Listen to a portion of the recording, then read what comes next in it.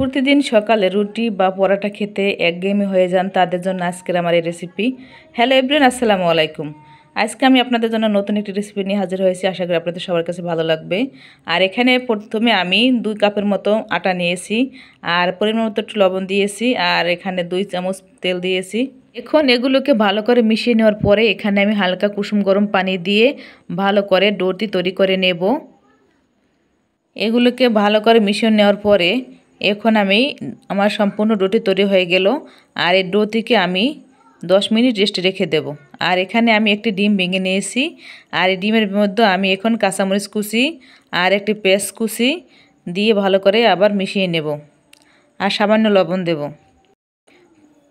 দিয়ে ভালো করে আবার এটাকে মিশিয়ে নেওয়ার পরে এটি আমি রেখে দেব। ময়দার সেই ডোটিকে এখন আমি বের করে নিয়েছি 10 মিনিট পর। আর এখন আমি সেটি থেকে একটু একটু করে রুটি বেলে নেব। আর আমার রুটি বেলা প্রায় শেষ হয়ে গেছে। দেখুন, বেশি পাতলা হবে না, বেশি মোটা হবে না। এখন ডিমের সেই মিশ্রণটিকে রুটির উপরে অল্প অল্প করে দিয়ে ভালো করে চারপাশে ছড়িয়ে মিশিয়ে দেব। আর মিশিয়ে দেওয়ার পরে রুটির এই দুপাশ থেকে আমি এভাবে ভাঁজ করে নিয়েছি। এই দুপাশ ভাঁজ হওয়ার পরে আবার এই লম্বাভাবে 2 পাশ ভাঁজ করে দেব।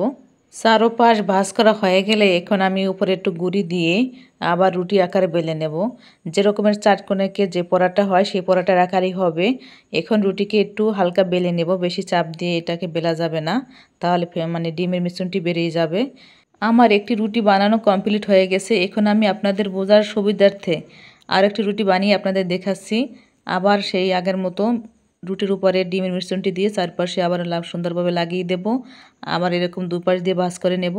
দুপাশ ভাঁজ করে নেওয়ার পর আবার লম্বাভাবে দুপাশ ভাঁজ করে নেব। আবার উপরে একটা সামান্য ময়দা বা আটা গুঁড়ি ছিটিয়ে দিয়ে আবার রুটি আকারে বেলে নেব। চারকোণাকে রুটি বা পরাটা যেরকম আপনারা বানান সেরকমই বানিয়ে নেওয়ার পরে আমার রুটি বানানো শেষ। এখন আমি চুলায় একটা তাওয়া বসিয়ে দিয়েছি। তাওয়াটি গরম হয়ে আসলে এর উপরে রুটি দিয়ে হালকা আঁচে ভেজে নেব। আর আমার দেখুন, এই রুটিতে একটু গুঁড়ো বেশি পড়েছে, সেজন্য তাওয়ায় লেগে গেছে, এতে কোনো ব্যাপার না। আর এই হালকা আঁচে ভেজে নেওয়ার পরে এখন আমি যেরকম পরাটা বানাই বাসায় সচরাচর সেই পরাটার মতোই আমি এখানে হালকা তেল দিয়ে দেব। তেল দেওয়ার পরে আমি এটা উপর নিচে ভালো করে চেপে চেপে ভেজে নেব। এক পাশ চেপে চেপে ভেজে নেওয়ার পরে আবার অন্য পাশ ভেজে নেব। ভালো করে চেপে চেপে ভেজে নিতে হবে, তাহলে আপনার রুটিটা ভিতর থেকে ভালোভাবে সিদ্ধ হবে, নরম তুলতুলে হবে ভিতরে। আর ভালোভাবে সিদ্ধ হলে এটার খেতেও খুব ভালো লাগবে। আর এটা আপনারা সকালের নাস্তা হিসেবে রাখতে পারেন, আবার বিকেলের নাস্তা হিসেবে রাখতে পারেন।